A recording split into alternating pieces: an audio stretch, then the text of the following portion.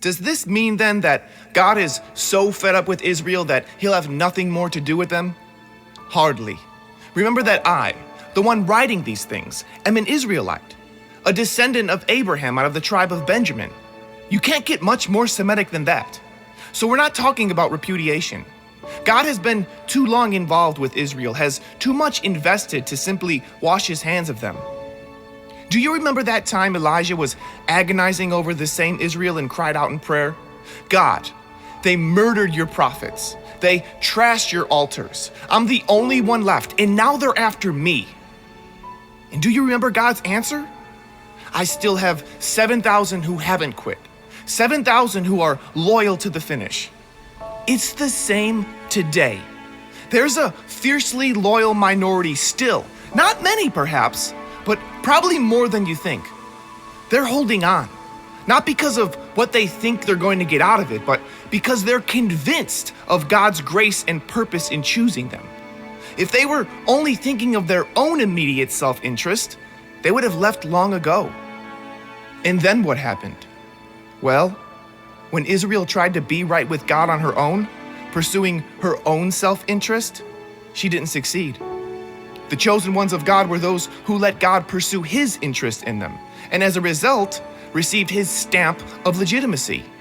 The self-interest Israel became thick-skinned toward God.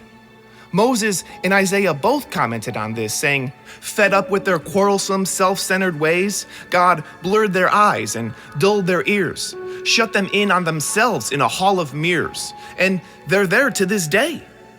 David was upset about the same thing when he said, I hope they get sick eating self-serving meals, break a leg walking their self-serving ways. I hope they go blind staring in their mirrors, get ulcers from playing at God. The next question is, are they down for the count? Are they out of this for good? And the answer is a clear-cut no. Ironically, when they walked out, they left the door open and the outsiders walked in. But the next thing you know, the Jews were starting to wonder if perhaps they walked out on a good thing. Now, if their leaving triggered this worldwide coming of non-Jewish outsiders to God's kingdom, just imagine the effect of their coming back. What a homecoming! But I don't want to go on about them. It's you, the outsiders, that I'm concerned with now. Because my personal assignment is focused on the so-called outsiders, I make as much of this as I can when I'm among my Israelite kin, the so-called insiders, hoping they'll realize what they're missing out on and want to get in on what God is doing.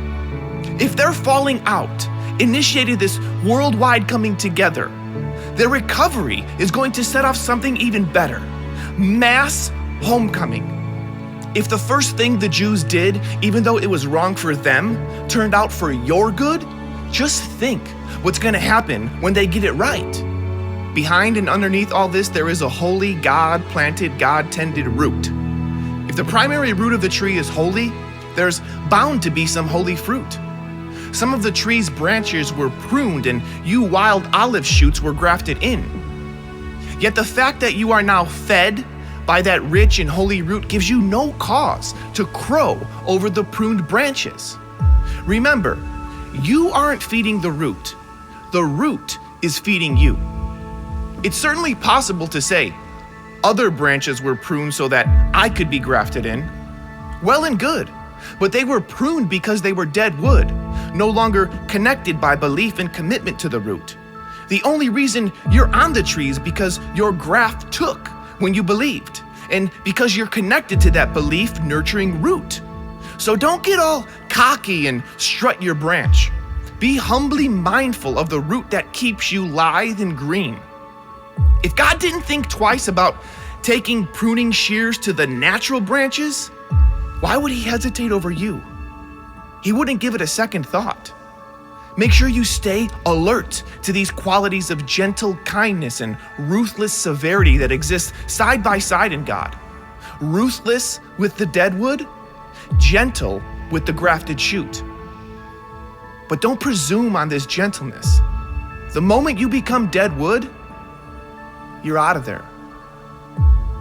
And don't get too feeling superior to those pruned branches down on the ground. If they don't persist in remaining dead wood, they could very well be grafted back in. God can do that. He can perform miracle grafts. Why, if he grafted you, branches cut from a tree out in the wild into an orchard tree, he certainly isn't going to have any trouble grafting branches back into the tree they grew from in the first place. So just be glad you're in the tree and hope for the best for others. I want to lay all this out on a table as clearly as I can, friends. This is complicated.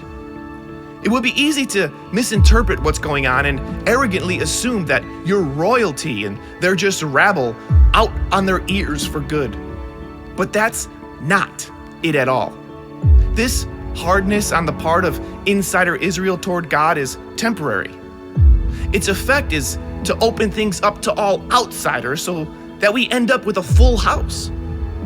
Before it's all over, there will be a complete Israel. As it is written, a champion will stride down from Mount Zion. He'll clean house in Jacob. And this is my commitment to my people: removal of their sins. From your point of view, as you hear and embrace the good news of the message, it looks like the Jews are God's enemies. But looked at from the long-range perspective of God's overall purpose, they remain God's oldest friends. God's gifts and God's call are under full warranty, never canceled, never rescinded. There was a time, not so long ago, when you were on the outs with God. But then the Jews slammed the door on him and things opened up for you. Now they are on the outs. But with the door held wide open for you, they have a way back in. In one way or another, God makes sure that we all experience what it means to be outside, so that he can personally open the door and welcome us back in. Have you ever come on anything quite like this extravagant generosity of God? This deep, deep wisdom? It's way over our heads. We'll never figure it out. Is there anyone around who can explain God? Anyone smart enough to tell him what to do? Anyone who has done him such a huge favor that God has to ask for his advice? Listen, everything comes from him. Everything happens through him. Everything ends up in him. Always glory, always praise. Amen, amen, and amen.